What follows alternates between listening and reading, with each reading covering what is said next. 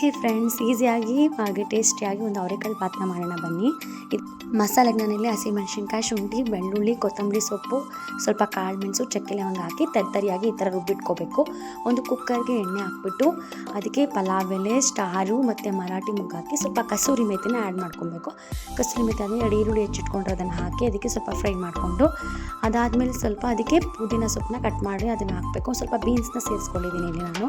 ಹಾಗೆ ಫ್ರೈ ಮಾಡಿಬಿಟ್ಟು ಸ್ವಲ್ಪ ಅದಕ್ಕೆ ಉಪ್ಪನ್ನ ಸೇರಿಸ್ಕೊಂಡು ಸ್ವಲ್ಪ ಅರಿಶಿನ ಪುಡಿ ಹಾಕಿ ಸ್ವಲ್ಪ ಹಾಗೆ ಫ್ರೈ ಮಾಡ್ಕೊಬೇಕು.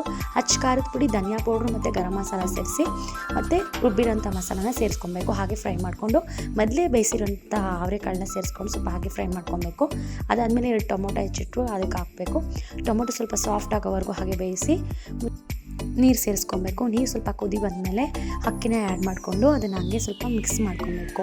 ಅಕ್ಕಿ ಆ್ಯಡ್ ಮಾಡಿದ್ಮೇಲೆ ಸ್ವಲ್ಪ ಕುದಿಯೋವರೆಗೂ ಅದನ್ನು ಬಿಡಬೇಕು. ಅಕ್ಕಿಗೆ ಎಲ್ಲ ಮಸಾಲ ಇಟ್ಕೊಬೇಕು. ಅಕ್ಕಿ ಈ ಥರ ಕುದಿ ಬಂದಮೇಲೆ ಅದಕ್ಕೆ ನಾವು ಕುಕ್ಕರ್ ಲಿಡ್ನ ಮುಚ್ಚಿ 1 ಅಥವಾ 2 ವಿಷಲ್ನ ತೆಗೆದು ಒಂದು 10 ನಿಮಿಷ ಬಿಟ್ಟು ಕುಕ್ಕರ್ನ ಓಪನ್ ಮಾಡಿದ್ರೆ ಸೂಪರ್ವಾಗಿ ಟೇಸ್ಟಿಯಾಗಿರುವಂತಹ ಅವರೆಕಾಳು ಬಾತ್ ರೆಡಿ ಆಗುತ್ತೆ.